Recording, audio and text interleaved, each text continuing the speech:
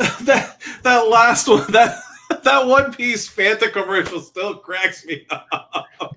I'm so embarrassed that the sound is so low. Oh my god. Yeah, Mike, how dare you, sir? I'm so embarrassed. You know what, though? To be fair, so for everybody first, before we get into anything, if you've enjoyed the pre-roll commercials that we put together, I have to give a huge shout out to my buddy, Mike Nelson. This is Trex. He actually, I gave him all the time codes and said, this is the order, use these overlays that I made, and he did a phenomenal job. Mike, I have seen 2 mistakes so far. One was you had a slightly lower audio on that 15-second Fanta, oh no. And then last night when we were doing the rebooter sequel, of all of the trailers that you could have restarted by accident, you restarted Howard the Duck. So it goes halfway through, and then it restarts Howard the Duck again, and it became like a 10-minute conversation. So it was definitely the best one to have that happen to. That was my thought. I was like, if any of these had to have the glitch, that was the one to have the glitch for. So, Mike, I just want to say thank you so much for helping make PopCon just so memorable with these pre-rolls. I really do appreciate you, sir. No problem, brother. Happy to help, good buddy. Thank you. So, welcome everybody to Anime's Ancestral Recall. This is the PopCon panel where we're going to talk about all the awesome anime that happened prior to the 21st century. So, we're going to talk about stuff that happened in the 60s, 70s, 80s, 90s, all the way up to the year 2001. And the reason why we're doing this is because there are entire generations of people. They used to call themselves otakus, all kinds of different stuff, but they loved being fans of anime, or at some points they actually called it Japanimation. And they loved this stuff, but it's been forgotten about. And there's some really great gems back in the day that you should take the time to go find and enjoy. And I said, let's talk about anime. But instead of talking about the modern stuff, let's give a nod to the OGs. And so I was able to assemble an awesome cast of panelists here. So let's go ahead and introduce everybody and give them a chance to tell you a little bit about themselves. Starting off to my screen left is going to be the guy who helped make all of our pre-roll trailers, and that is my buddy, Mike Nelson. Mike, say hello to the audience and let them know a little bit about you. Hello, audience. I am Mike. I also go by Trex over on the interwebs everywhere, or on Twitter at This Is Trex, so I'm a bad promoter. And I'm basically I've been a content creator for the past 10 years, playing DC Universe Online MMORPGs, and basically just stay on Twitch and just play MMOs and anime games. Fantastic. Well, welcome, sir. Glad to have you. Following to his left is a friend of mine who I have talked about anime with for literally decades at this point. And when I say that out loud, it makes me feel old. So welcome, my buddy of oldness. Of course, we're talking about my friend Nathan. Nathan, say hello to the internet and let them know a little bit about you. Hello, Internet. I'm Nathan Laws, and apparently I'm ancient. I am the host of the 42 Cast. That is your ultimate answer to fandom geekiness and everything, and that is where I and a rotating group of panelists talk about any topic in the geekosphere. In fact, we just did an anime show, I don't know, 4 or 5 weeks ago. Yeah, and I'm also the host of Time Streams, which is a podcast where my friend Juliet and I are watching all of Doctor Who through from the very beginning, from 1963, and talking about the episodes as we watch them. Absolutely. And we actually just had a comment real quick that I wanted to bring up. Somebody noticed that Mike has a sweet Frankie Perler piece. So, hey, Mike, show everybody your Frankie real quick. And for those of you, my favorite one I've bought from you so far. Yeah, that actually is a piece that I made. I actually made that, and you can buy your own copy of it if you want to. We have a few ready to go. You can just simply go over to PopCycledBaubles.com, and you can actually pick up your own piece just by simply going there and clicking on the shop button. And just in case you're curious, we also we have some in the background here. Here, I'll zoom in on me for a second, real quick. But you can see that I have a couple of DBZs, and I also have a Sailor Moon here that I just decided we brought some anime themed ones. Just to kind of have there. But if you're interested in any of that, feel free to go to that link and check that out. But hold on. Nathan's got his name order. That was a custom order, actually. He custom ordered that name order. So and also somebody who has a few of my pieces. Hers were actually an emoji, and then one of her husband that we made. That is my good buddy Dodger. So Dodger, say hello to the internet and let them know about you. Hi everybody, I'm Dodger. You can find me at DexBonus pretty much everywhere. I stream almost every day. Since I got yelled at for not mentioning it last time, I'm partial owner of a coffee company. But anime wise, I've been watching anime forever. And yeah, I'm excited for an opportunity to talk about it and to talk about the older stuff. I literally had to Google like, wait, what came out before 2000? I can't even, it's all blurred together. So no, I that is very fair. You know, what's funny is, you know, One Piece is still a very popular anime because they keep coming out with new episodes today. I mean, they're still brand new. But that show started, if I remember correctly, it's either 1999 or the year 2000. So it is technically considered part of the 20th century anime movement. It just happens to have extremely long legs. It has never gone off the air since it started. That right there is impressive, but we'll get to those in a little bit. Let's finish up by introducing our final panelist. If you were here for the last one, you just saw her talking about all cool things Cthulhu, and that is, of course, my good buddy Corrine. Corrine, take a bow and let everybody know a little bit about you. Hi, I'm Corrine. I'm terrible at any sort of self-promotion, but I am a cosplayer and recovering academic. Also have dipped my toes into podcasting with our new podcast, Culture Cryptids, where we talk about pop culture, monsters, movies, mayhem from a social and cultural perspective. And I also am an old school weeb. Can we still say weeb? Is that something that we so. Yeah. Okay. It's okay. Just making sure. Yeah, old school weeb that has a long and abiding love of anime. Yeah, absolutely. And it's funny, you can actually tell what era we're from because when my dad was coming up and when I was coming up, the appropriate term was otaku, right? And then it became weeb. And then it's moved on to all the other ones. So like you can see where we kind of fell in to anime and our fandoms. Well, it's funny when people mention Japanimation, I consider that like a slur because when I was watching anime, like that was usually like the older people who were making fun of it. We're like, oh, you're watching Japanimation, and so like, but I get that people who are even older and got into anime a lot earlier, like that's just what they called it. But that really is what they called it. Yeah, right. It really is. I mean, I remember back in the day, so we could just kind of jump right in. Going to my local Suncoast Video. Yes, those were the cats who would import all of those damn anime tapes, and they were so damn expensive. They were like, but the Dragon Ball Z ones made a picture if you got all of them. They did. That's right. So I had to get them all. You know, we had to get all 75, DBZ tapes, so we could have this really long, awesome piece of artwork, and they're all dropping $40-$50 a pop. I mean, it was a racket. It was an absolute racket. 100%. Those tapes had 2 episodes on them? It was insane. Maybe I think it was 2 3 episodes. I think it was 3. Yeah. But it was absolutely just overpriced, underproduced content. They just slapped it in there. But I remember for years above that, before the official term came down for anime, and we finally started adapting the terminology from Japan. For the longest time, it was called Japanimation. That's where you would have classics, westerns, blah, blah, boom, Japanimation. And right next to it, Kung Fu flicks. So I mean, it was, and Kung Fu flicks, by the way, if you didn't know, that covered everything. It didn't matter if it came from Korea, China, Japan, they were all Kung Fu flicks. It completely horrible misunderstanding about other cultural norms. And I'm so glad that we have evolved since then. But that was the infancy of this stuff. My dad tells me stories about when he first discovered anime and he was watching stuff like Speed Racer.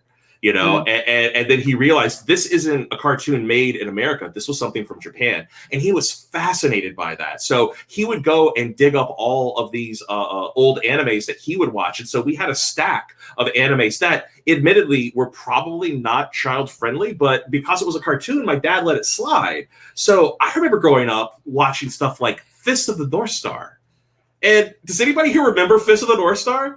Yep. Not for kids. Yeah. Only as a joke. Totally not for kids. If you've never seen this, okay, so it was originally made in the mid 70s, and it's a Mad Max story, essentially. The world has gone completely to pot. Everything's a desert. There are little, branches of civilization that are just kind of trying to eke out existence. And there are these martial artists who are almost like Jedi, and they have different constellation powers. So, there's a Fist of the South Star. There are fists of the Lion Fist, or Fist of the Lion Moon, things like that.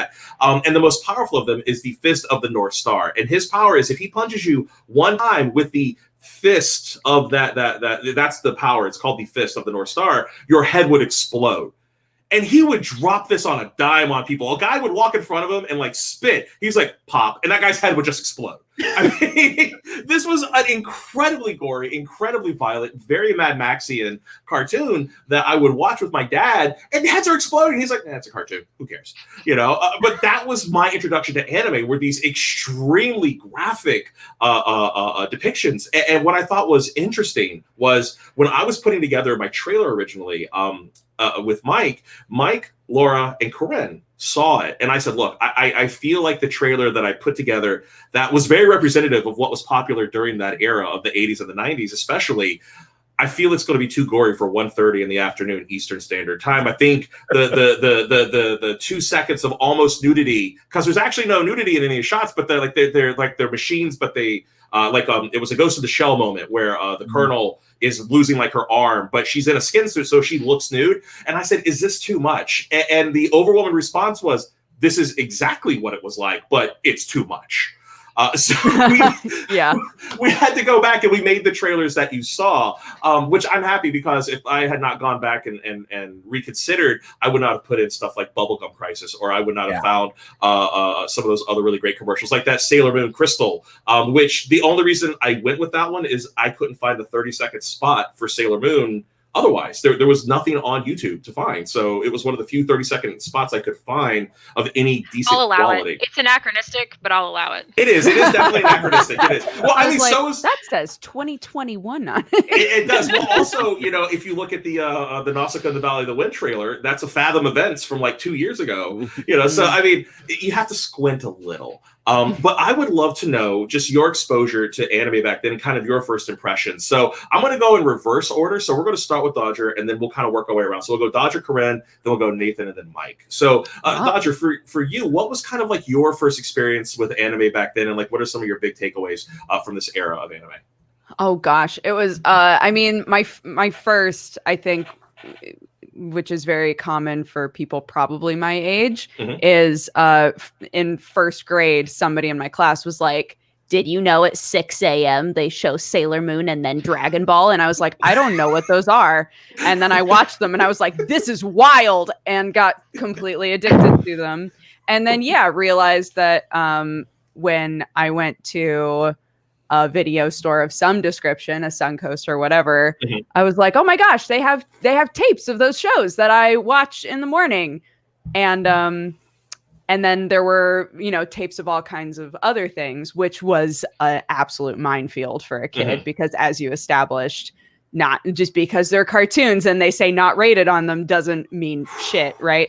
So we had lovely situations like my my darling friend Lucas in second grade, shout out to Lucas, bought just a random VHS from the anime section and then was like, Brooke, do you think if I brought this to school, could you take it to your house? Because if my mom finds it and she watches it, I'm going to get in so much trouble. And I was like, what is on this tape? And I took it home and I watched it, and it was a lot of nudity, a lot of sex. I was like, Lucas, why did you put this in my house? Now I'm like culpable. I don't like this either. You've made me an accessory to your perversity, sir. Yeah, as an 8-year-old, just like, what do I do with this? Do you remember what it was? Was it like La Blue Girl or something? Oh my gosh, I'm trying to remember. Maze was the name of it. Maze, the Mega Burst Space. Oh my God. Okay. And it sat with all my other like weird anime for so long. Unfortunately, I had enough of it that it's not like anybody in my house was going, what's that one? I haven't seen that one before. It was able, you couldn't see the forest for the trees, basically, right? Like, yeah. But I also, one of the first times that I went in to like try and find something else, around this time, I also realized and started, I guess it was a few years later that I realized that you could do fan subs. And like order fan subs from people. So that became a big thing as well. But it was probably around 8 years old that I also ran into a person who was like a huge weeb that was just hanging out at Suncoast and like suggesting anime to people. And my mom found that very strange. I get that. But now let me ask, was the weeb actually helpful, or was he like giving you age appropriate stuff, or was he completely inappropriate suggestions? No. Now looking back, I'm like, that guy wanted me as like a 7-8-year-old to watch Ranma, which I would say is not great for a 7-8-year-old. No, it's not terrible, but it's also not like great, Yeah. Wait till you're like a but tween, really, to kind of start getting into that one, I think. Yeah. I would say so. Yeah. But Bubblegum Crisis was totally one that I watched when I was way too young because it was in the international section of Blockbuster. Yes. And I was like, oh my gosh, Ghost in the Shell says rated R on it. They bothered to put a rating on that. So my mom's not going to let that fly. But Bubblegum Crisis doesn't say shit. And there's mechs. I want to watch that. Yes, absolutely. And is that the OG Bubblegum Crisis or Bubblegum Crisis 2040? Okay, yeah. OG. Yeah. I haven't watched the newer stuff. Yeah, the newer stuff, it's fine, but, again, trying to find like a decent Bubblegum Crisis commercial, I mean, seriously, I feel like Indiana Jones trying to, get the freaking idol from that first movie, like, okay, can I get it? Like, no, there was no really great commercials for it. But the thing I love about Bubblegum Crisis, and that was the reason why I put it in there, was, first off, the name has always drawn me. That name, Bubblegum Crisis, I'm like, I'm in. And when you find out it's basically about a rock star, basically, for those of you who have never seen it, it's Jim with Mecha. Yeah. Is essentially what it is. It's Jim with Mecha. It is about a girl who is a rock star with her friends, and they find out that bad stuff is happening. So she's so loaded, she goes the full Batman route, right? She makes these great suits of armor, and they all have their own specialties. Like they have the heavy, they have the speeder, they have the one who's the techie, all this stuff. And they go out and they fight these robot mechs called boomers. And I love the fact that they were actually making an old school like Cylon reference, basically, because the creator said the reason why he wanted to call them boomers is that he loved Battlestar Galactica and he wanted to reference the show without calling them Cylon. So he said boomers are a really cool name. We'll call them boomers. And ironically, when you get the reboot, really well. Yeah, and when you reboot BSG, one of the Cylons that were humans turned out to be Boomer. And I've always wondered if anybody was a fan of Bubblegum Crisis and kind of slid that in. But regardless, if you've never seen it, it is a fairly obscure anime, but it is so much fun. But I will tell you, it is problematic in certain things. I mean, like the very first episode is like a 5.5, 6 minute long musical number that just will not end. And it immediately goes into one of like the most gory robots versus human fights that you'll ever see. I mean, this boomer is just ripping people apart. But it's so much fun. I mean, the girls on motorcycles being badass in like a neon Tokyo setting, and then they all turn into Iron Man. I mean, that's the show, and it's fantastic. And it's not long. If I remember correctly, it's like, what, 15, 16 episodes, right? No, less than that. It's 8. It's 8, yeah, but they're like an hour long a piece, right? But then there's the Bubblegum Crash, which was made a year later, has 3 episodes. Yeah. But then there's a long gap until the late 90s when they do Bubblegum Crisis 2040. Yeah, and then I think there was an OAV that came out at some point too, right? Oh, you're talking about the AD police one? Yeah. That was a weird, but it's all over the place. But yeah, I love that. But the idea of a hustler trying to get 8-year-old Dodger to buy certain anime, that cracks me up. My mom was like, did he work there? And I was like, no, he didn't. I like that. Big Bird, by the way, one of our frequents. He's like, I'm not. He goes, Jim was my shit. I'm not going to lie. So you know what? If Jim was what you liked, boom, you are in good company. Bubblegum Crisis is right up your alley. But how about you, Corrine? Like, what were some of your first experiences with anime back in the day? So I think since I am slightly older than Brooke, I have to say that like my first experience was watching on the Sci-Fi Channel Saturday morning anime. That was it for me. And one of the first ones I really remember was Vampire Hunter D. And I remember sitting there and being like, oh my God, this is amazing. And again, I was probably too young to be left to my own devices, but my parents were very much like, I don't know, you can figure out if you are old enough for it or not. I could not tell if I was old enough for it or not, because I sat down and watched it and was just in love with this gothic horror aesthetic and D himself. It was very hard not to be a little bit enamored with D. And then I got into Record of the Lotus War. Yes. Which was sweeping fantasy. And as you know, the 80s were a great time for fantasy movies. The 90s were not. Like, there just weren't as many there. So I was really in love with this. You're going to battle dragons and you got elves and sorcerers. This is fantastic. it wasn't until it was a little later that I started going to conventions as kind of a middle schooler. And they had, remember, all the bootlegs, because you couldn't, this is the time before Suncoast had them. We didn't have a Suncoast because I grew up in a very small town. So I was looking at all these bootleg anime, and this was the holy grail. This was, oh my God, I know these things exist. People talk about them, but I want to watch one of them. Right. So I'm looking at them, and I'm like, okay, where do I want to start? As in, I see one that I'm like, Evangelion. And I'm like, yes, I know what Evangelion is. I've heard the older kids talk about it. So I picked it up, and I was like, I'll get this one. And they're like, yeah, okay, you can watch that because they don't care. They're going to sell you whatever. So I picked like that one up, and then like one of the Sailor Moon movies. So I had both of these, and I was like, I'm so excited. Let's do it. And I get home, and I realized now that what I had purchased, or what my mother had purchased for me, I should say, was not the beginning of the Evangelion series. It was the movie. Oh, and Lord. Okay. If you watch the movie with no context, when you're in middle school, you're just like, yeah. I don't know what I'm seeing. Yes. But I'm strangely compelled. So, yeah, and I think from there, it's just escalated in volume. You know, it's funny. You bring up Vampire Hunter D, and quite frankly, in the late 80s, early 90s, because, you know, Vampire Hunter D did the entire cable circuit. I mean, it ran on HBO, it ran on Cinemax, the movie channel, so on and so forth, and eventually trickled its way down to, of course, Sci-Fi Channel, like super early Sci-Fi Channel, where, quite frankly, I don't think that the made-for-TV edit that they did edited a whole lot. They left more or less all of it intact.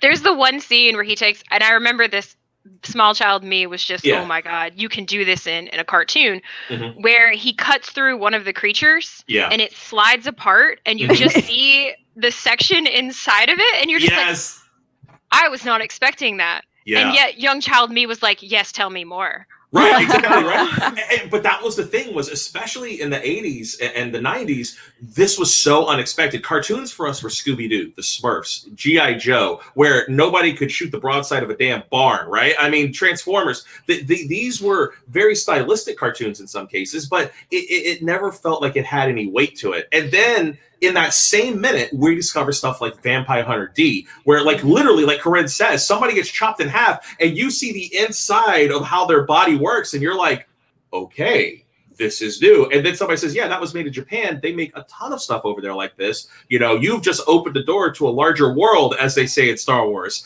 And it's true. You know, I mean, that first exposure is a big deal. I mean, like I said, with my dad, one of my first exposures was watching a guy's head explode because he walked across the fist of the North Star, you know, disruptively. You know, so I mean, I think for a lot of us, our first exposure to anime is usually a shock.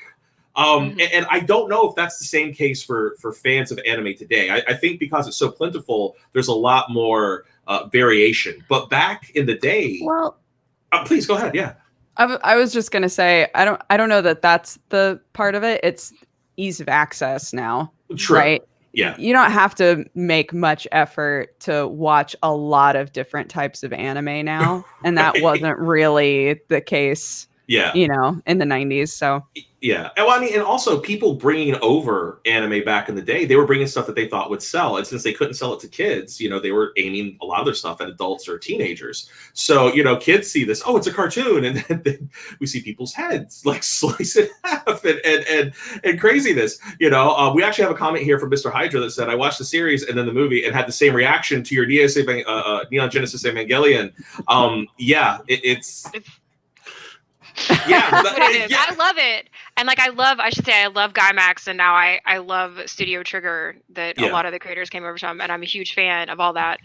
Yeah, that stuff was great. I think it was, and going back to that, I think a lot of it was ease of access now and opposed to then. And I think especially, so for me, a lot of it, because I saw a comment for Fuyushi Yugi, which I think appealed to a great number of us. Yeah, and it was also good, I think, to find cartoons for girls that were more oriented to a different demographic than a lot of the action cartoons that were around in America at the time.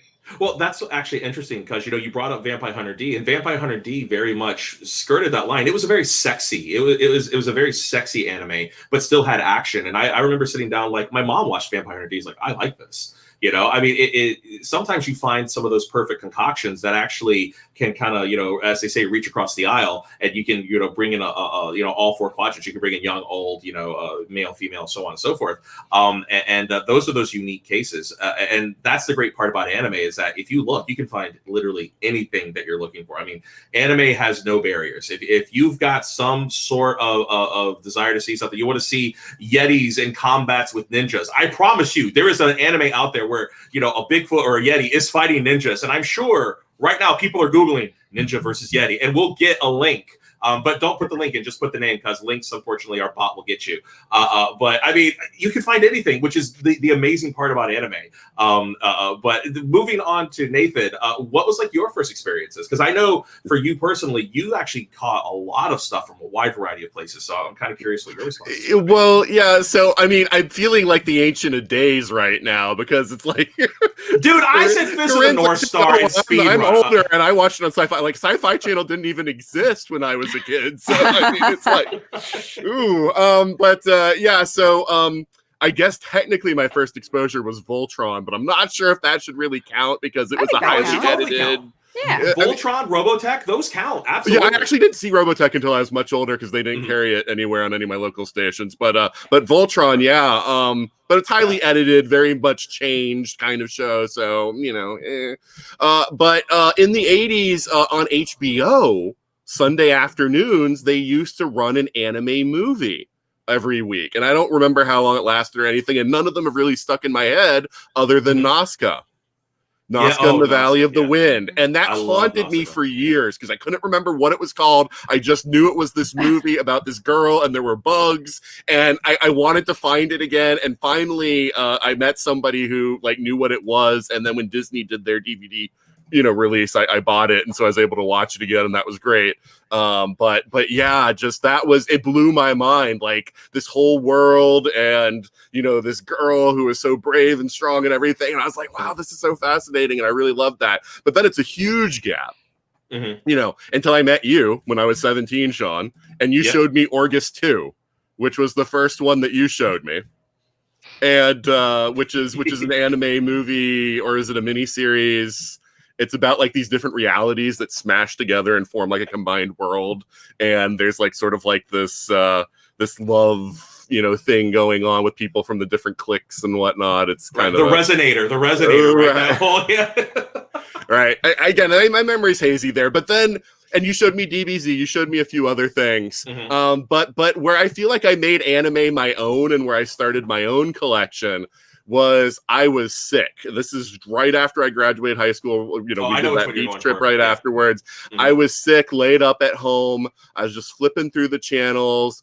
I landed on the Cartoon Network, and there was this show on there called Sailor Moon. Yep. And I was like, oh, Sean's been showing me anime. I'm going to check this out. So I'm watching this, and I'm like, okay, it's like this show about these like perky young little girls, but there's like death, and like there's these really like amazing like characters, and I'm like, I gotta watch more of this, and I just kept watching. Hold on a second, Nathan. That's like the quote of the panel, right? It's about quirky little girls, and there's this death. Like, that's, right, yeah, that's it, right? Like it's dark and death. Like within the first week of me watching this, like one of the main villains turns good and then dies in the arms of this woman he fell. I know exactly what I was you're like, talking about. I'm right there. This is a girly show, and this is amazing. I've got to watch this. So, and at that point, there was only the first 2 seasons of Sailor Moon over. So then that got me into fan subs, because I was like, well, I got to watch the rest of this show. And then from there, I spiraled, because I was watching everything on TV. So DBZ, Robotech at the time were the other 2 animes they had. And then when they added Gundam Wing, I watched that. And so it just kind of spiraled on. And then I became, I went to Suncoast, and just started buying everything anime. Like... Well, yeah, it's funny. Before they closed, they told me, because I got one of their rewards cards or whatever. They told me like, yeah, we get reports on the rewards cards for the store, and you're our like #1 customer. And I was like, okay. Yeah, and I remember when he died. Then I remember when he started watching Sailor Moon. Because if I remember correctly, you were watching the original dubs that they were just running on Cartoon Right? Network. Yeah. I originally And I watched the remember dub, yes. he got to the end of season 1, and I told him the one fact to it. I was like, they actually died at the end of that season, right? He's like, what? And I was like, yeah, they all died. Like the second season, they're basically brought back from the dead. He's like, that's not what happened at all. I said, you've got to find the originals one day. I And, actually wrote a letter to Toonami and was like, when are you bringing over the other? I still have the letter. I could dig it up at some point, but they wrote me back. No, I have the one they wrote me back that they were like, yeah, like rights issues, whatever, blah, blah, blah. And I was like, that's when I started getting to fan subs because I was like, that's a non-committal answer. So I'm gonna find this on my, and I'm glad I did because when they did the dubs of the 3rd and 4th season, they used like completely new actors and it was awful. Yeah. So also there's the infamous cousins. Totally The cousins. Right, yeah. Oh, right. Right. The cousins. They're not gay, they're cousins. Okay. They're not gay, they're cousins. Right, but they sanitized a lot of the first 2 seasons. They changed a lot of things in the first 2 seasons. So and cut out whole episodes. You're totally right though. Like if you wanted to continue watching anything, I mean Dragon Ball Z like had a huge hiatus there for a long time as well. Like anything that you wanted to continue watching, or if you started to do some research and found something that looked interesting, like you had to either find a bootleg or you had to find fan subs, and sometimes the fan subs were just a nightmare as well. Like it's wild thinking back, like the sort of shit that I did to try and watch like Yu Yu Hakusho. I would like troll on eBay for so long, like please somebody just put up a bootleg, please. No one's fan subbing it right now. What am I supposed to do? Like it's just insane. Yeah, I had a horror story. I had a horror story where go ahead, Nathan. I'm sorry. All right. Yeah, this guy was selling complete Sailor Moon fan subbed on VCD on eBay. And so I bought it. It was all 200 episodes. It was like a screenshot of his desktop with the window as like 1/120th of like the size of the screen. You couldn't read any fan subs. You could barely see what was going on. Made me so mad. Wow. We have, okay, hold on. We have 2 comments about this. We got like VCD, and then we also have wow VCD, and then a follow-up taking me back. I mean, that is absolutely but one thing I thought was really interesting about this era of anime was I still have a very loving, nostalgic place in my heart for really bad dubs. Because they would sanitize it so much, and they would make some incredibly stupid choices just because they were afraid that kids or audiences wouldn't accept the real story. And you watch this and you're like, oh my God, this is terrible. But at the same time, you're kind of laughing at it because it's so bad it's good. So like it's funny because sometimes people tell me you're not a true fan of anime unless you're watching it subtitled. You never watch a dub. And I come from a school where I'm like, sometimes dub gives you gold. And there's nothing wrong with enjoying some really funny gold. Also, some dubs are really good, and I think people that say like I'll only watch it subtitled, all dubs are garbage, are like really missing out on actually like well done dubs. Yeah, absolutely. Like Cowboy Bebop, for example, is Cowboy Bebop and Samurai Champloo. Both of those wound up great. Both are fantastic. Definitely. I think that, you could find some really good, amazing pieces if you just run around and sometimes you're going to get some bad stuff, no doubt. But every once in a while, you're going to get some amazing stuff. Like again, Sailor Moon, they were really hurt and it was a dream or some weird BS like that. I think that was how they ended season 1, right? It was a dream or something. We're stuck in the Negaverse. Right. Like it's so weird, and gay cousins and, but then you get stuff like, I think kind of like my gold tier standard of weird dubs and choices that you make is Robotech. Yeah. I mean, Robotech took 3 desperate animes that had nothing to do with each other and just put them in a blender and said puree. And that show makes no sense. It makes no sense. If you really try to pay attention to what's going on, how they describe what's going on, it makes no sense. Yeah, I like those 3 animes, but I watch them individually. When you jump from Robotech, when you jump from Macross to Southern Cross, right? And it's like, we're now in a feudal society. And you're like, wait, what happened? And then from Southern Cross, it's Mospita, I think, right? Mospita, yep. Yeah, Mospita. And you're just like, wait, now we're all biker gangs. There is some very weird logic jumps, but they find a weird way of making it work. And you're like, okay. And when you're like 7, or 8, you just accept it. Like, I mean, come on, you're talking about animes where people are running around in 1 minute, you know, they're just schoolgirls and they wave like their pencil in the air and all of a sudden, like, you know, the avatar of the moon. I mean, you can accept that in one generation, people can go from giant mechs to, you know, being cowboys and knights on robot horses, I guess. So that kind of let's weirdness. be honest, like people are obsessed with JoJo's and that doesn't make any goddamn sense ever. Oh, seriously, right? Like JoJo Bizarre's Adventure. Oh my God, but I love JoJo. Every season you're like, but weren't we just whatever?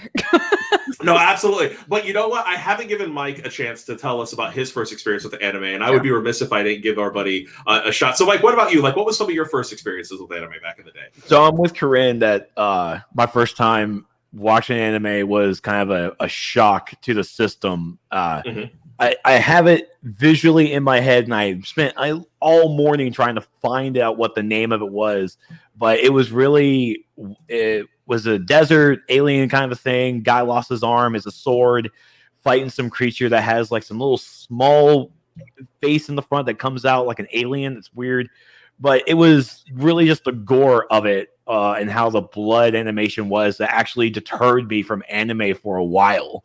That was like my friend. Then after that, my first true experience that I love and still remember this day is Guyver.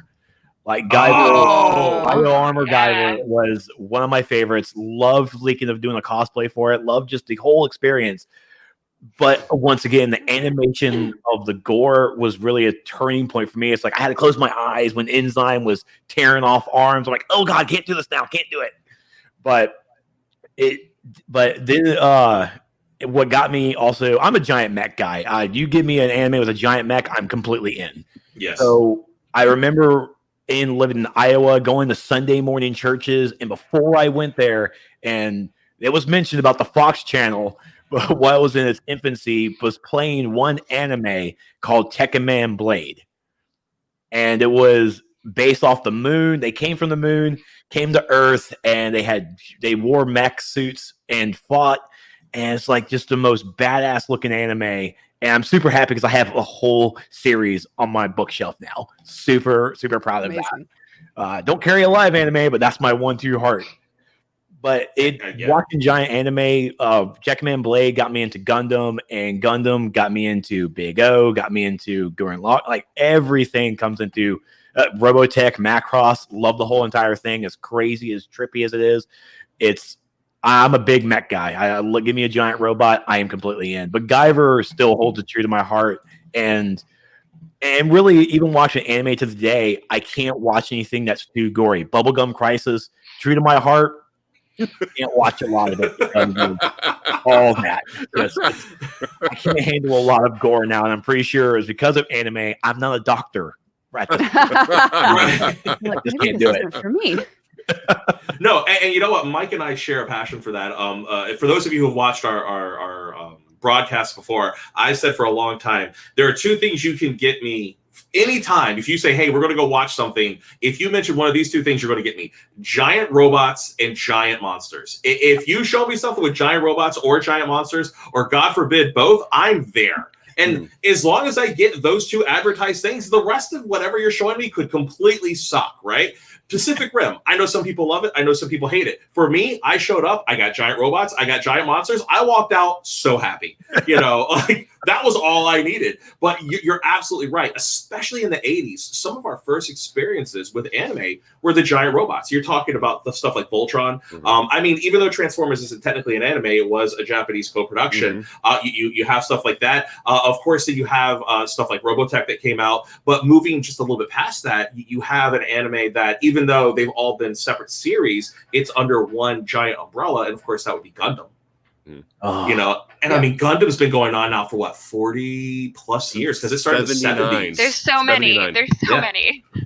You know, and it's just like, what the hell? And I mean, it's so many. I mean, you could just go and go and go. And what's interesting about it is that they find constant ways of reinvigorating that franchise with stories. But the reason why we show up for stuff like Gundam is forget the plot. What's the new Gundam going to look like, right? and I mean, seriously, like I will cop to this. What's the new Gundams? And that's go ahead. It's funny that you say that, because I think one of the things that I love mech anime But a lot of times I love it because it's not just giant robots fighting. You have this giant, like, kind of political framework and these stories that are very complex that for genre television wasn't happening on the same scale in the early 90s. It just not to the prevalence that you saw in anime.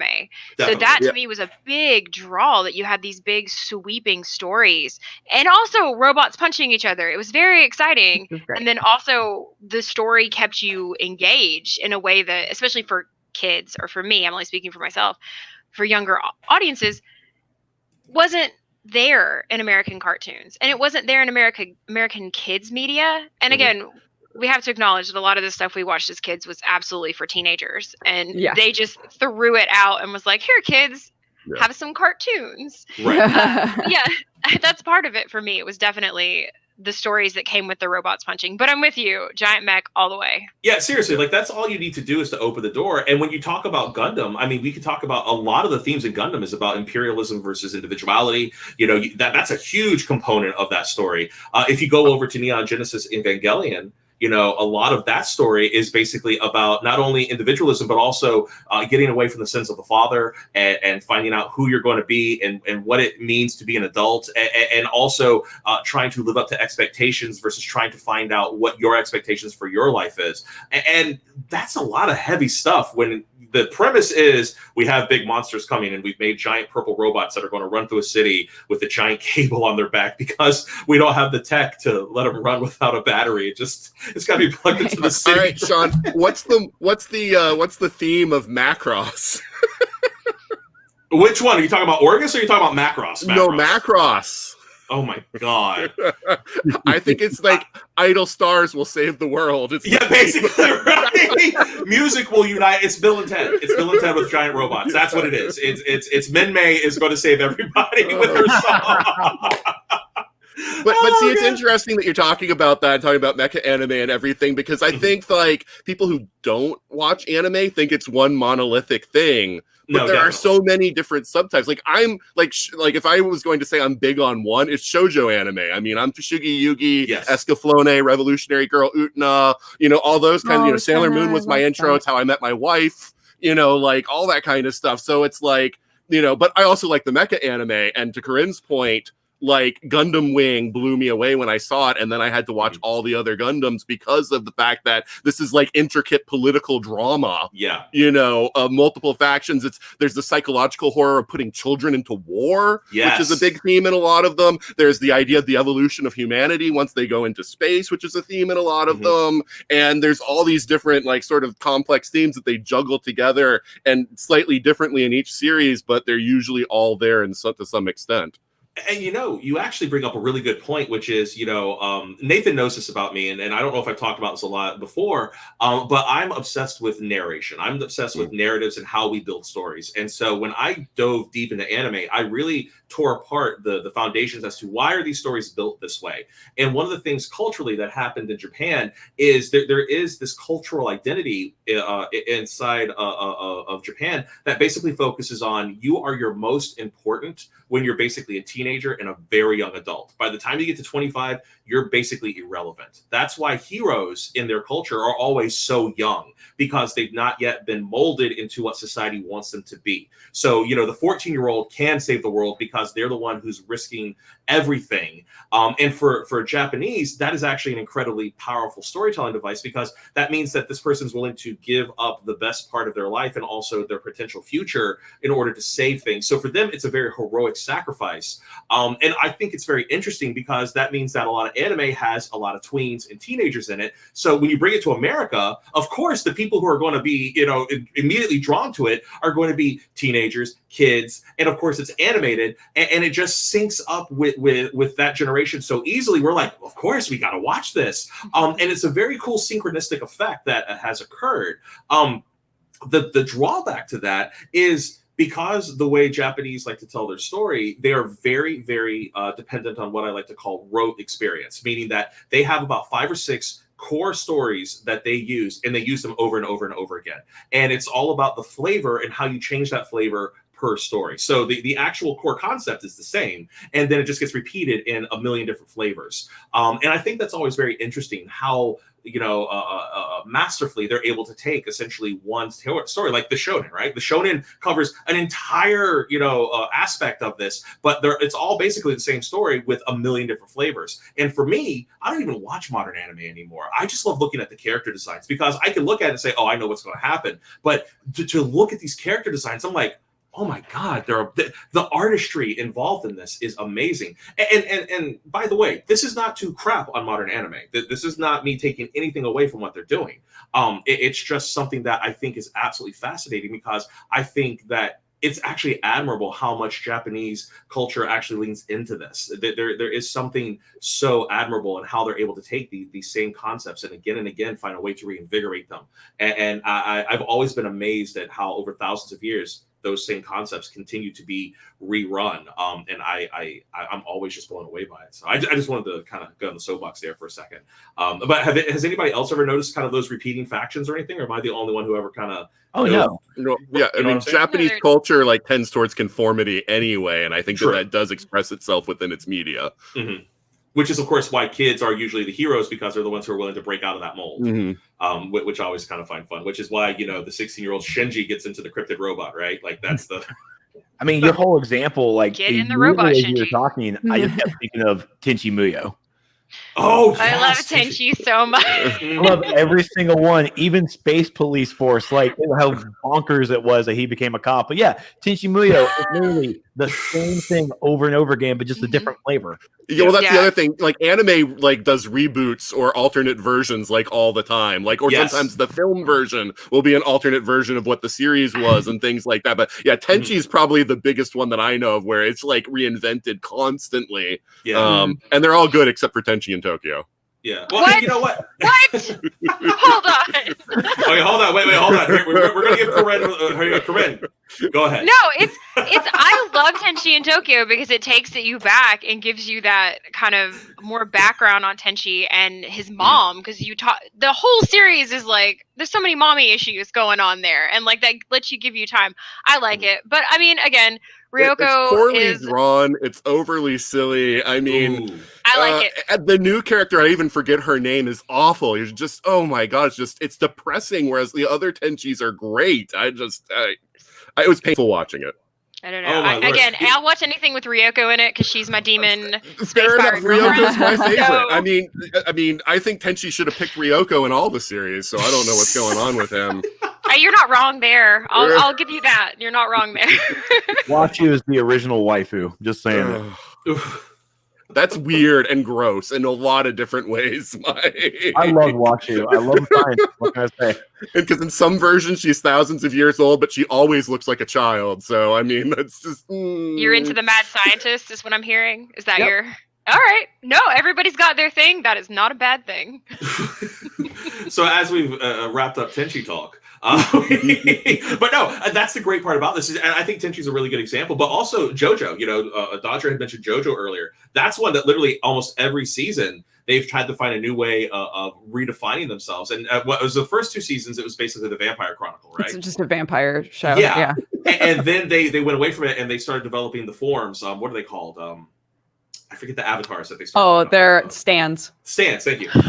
And once they come up with the stands, I mean, they just keep reinventing it over and over and over again. And it's just such an interesting way of handling it. I mean, you can even look at Sailor Moon Crystal. Sailor Moon, they keep telling the same story, but they just kind of keep refurbishing it a bit. But I raise the stakes. That's kind of every season is the same thing, but you raise the stakes just that much higher. Yeah, but I think Sailor Moon is an example of where visually it's far superior than some of the older stuff. They really some of the new stuff. You know what I mean? The stuff that's actually animated, hand drawn, it is actually pretty good. But it's one of those where the stories, I wish they would really kind of take a thwack to it and reinvent it a little bit more, like Tenchi. I mean, no matter what you say about Tenchi, you can at least say that every time they hit that reset button for a new season, they're swinging for the fences. And I appreciate that kind of audacity.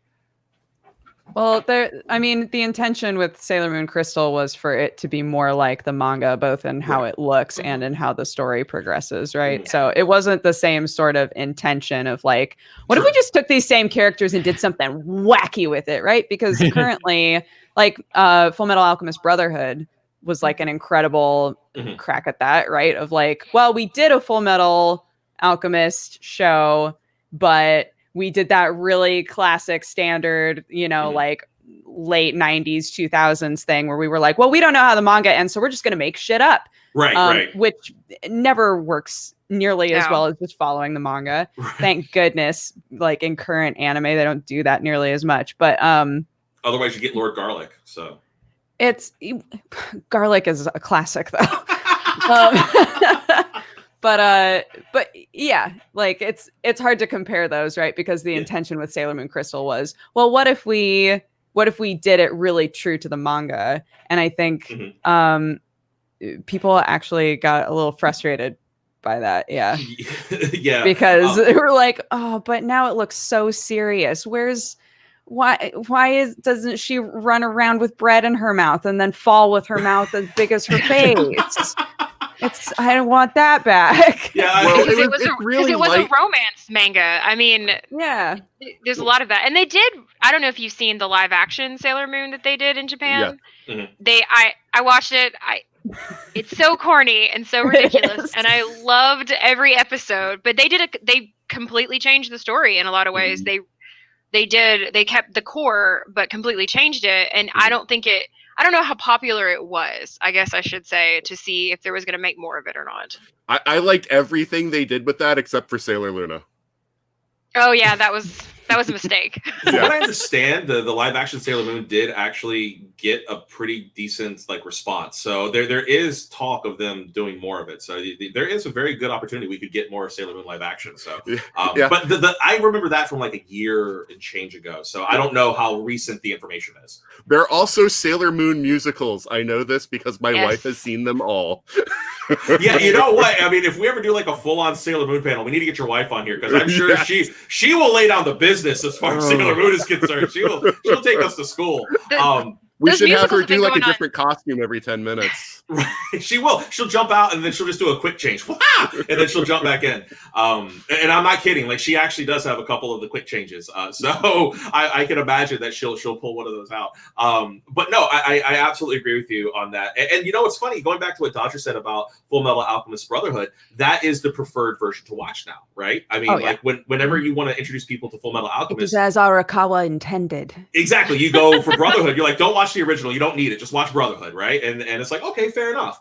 So sometimes these reimaginings or these retakes on the original source material turns out to be better, and in some cases turns out to not be better. It just depends on how the audience is going to receive them. But that's kind of the cool part about this is when you go back, you can see just how weird it was back in the day. And just how lost we kind of were when we were, trying to find our anime fix. I mean, because really, I always kind of called it like this. It's like it really did feel like you had some kind of like narcotic habit in the 80s and 90s when you were trying to find anime. You would go to some sketchy places. Like you would go to the flea market and the guy would be like, hey, I got some anime over here. Like, oh yeah, really? Yeah, come over to my van. Okay. I mean, it felt a little suspect, but my childhood was filled with bootlegs, I will say, of just all the old Clamp stuff that I couldn't get my hands on. I tried so hard because, again, grew up in a small town, nobody was selling it, you couldn't find it anywhere. So all the old Clamp stuff, all of the, like, obviously Evangelion, it was hard to find and hard to get, and no one could tell you what it was about. Sometimes you were just like, I'm gonna pick this cover and it's gonna be great, could be terrible though. I do remember playing cover roulette. And we only have a couple minutes left here. But if anybody here has a particular story about cover roulette, I would love to hear it.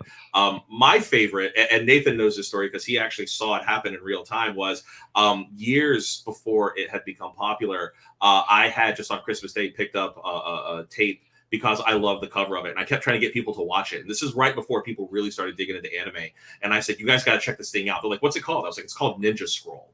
And they would go, Ninja Scroll? That sounds stupid. Why is it called Ninja? And I was like, just watch the damn movie. And they wouldn't watch it. And then like 6 months to a year later, all of a sudden they were coming up to me, Sean, what? I saw this new anime. Okay, tell me about it. It's called Ninja Scroll. And that was where Sean mentally checked out of the anime scene. And Nathan knows because he watched me turn into the old man saying, get off my damn lawn about this. I like over the span of about 5 years, I was like, I'm not doing it no more. I was like that weird puppet from that Jeff Dunham guy who's always like, Walter. Yeah, I mean, seriously, I very much became that cat. And I still am to a degree, because I kind of felt a little like, I felt a little unappreciated in my time, and I still kind of wear a chip on my shoulder. But I love the fact that anime has blown up into this massive cultural phenomenon, especially here in the States. And I love the fact that people are continuing to discover it and find new things. And I just like to always kind of point the lens backwards because there's so much good stuff that happened prior to 2001. And it's almost like pulling teeth to get people to give it a chance. And one that I pride myself on is my cousin, John. He is in his very early 20s. And he had asked for some suggestions. And I pointed him, knowing what the reaction was going to be, to Neon Genesis. And I said, okay, when you get to the end, you have to talk to me about it because I need to know what your reaction is to Evangelion. And then you need to watch the movie and understand that the movie is basically a giant FU because the fans hated the original ending.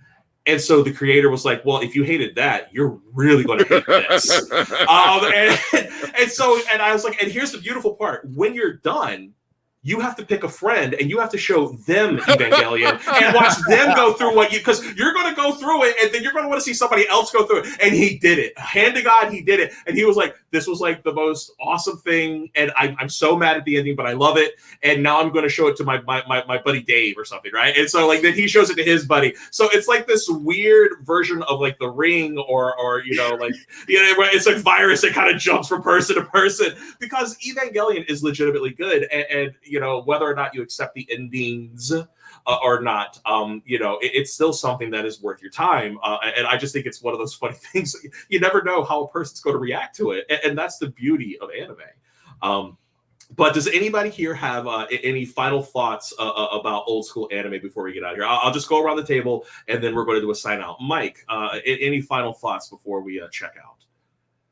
Even going back through this list of literally going back 10 years of anime, of looking at what was there, one of the things that really popped out was Outlaw Star and how the animation was with that and their giant ship. And then you look at today's anime, or even after 2001's anime, it's like the animation just somehow took a turn of, I'm not going to say it's lazy. It's not lazy at all. It's just the detail quality of it, Because you look at the animation quality and the detail of a character in Outlaw Star, and then almost in that same regard, you look at someone like Goku in Dragon Ball Z, like how everything has changed. And then you look at Naruto and One Piece, and like the anime from that past decade, sorry, my bad, was just phenomenal in my eyes. And again, how gory as it was, like I just am always blown away with Outlaw Star, with Rurouni Kenshin, Yu Yu Hakusho.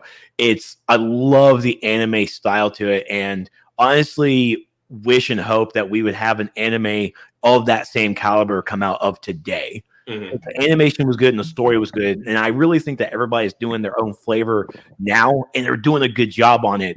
But just because of my old school nostalgia really kicking in, I really want to see that art style come back. I really want to see that Bubblegum Crisis art come into play again. You know what, Mike? Onto that point, I hope to God, Corrine had mentioned romance anime to a degree. I miss the Clamp style. Do you remember Clamp?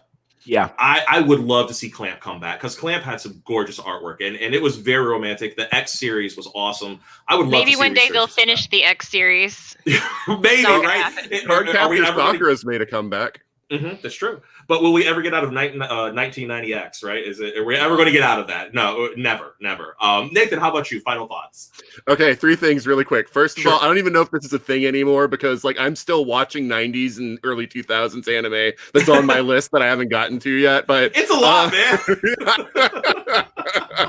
But Hong Kong bootlegs, do not trust them.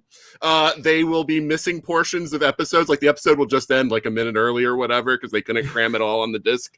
And you'll get subtitles that feel like they're, English by way of Chinese. and like like you won't understand like what they're saying because like the grammar will be so bad that it's just like okay. So yeah, don't trust those. Second thing, anime series are very different from anime movies generally.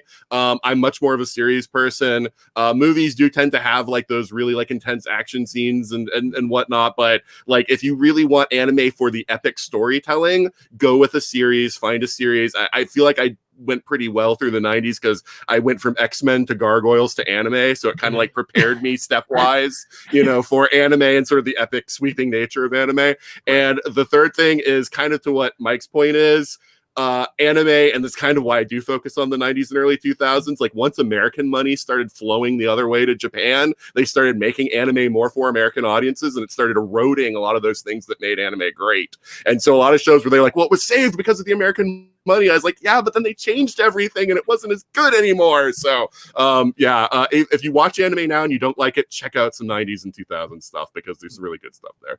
There you go. And Dodger's going to have to leave us here in just a couple minutes. So Dodger, before you have to go, final thoughts about anime from the 20th century.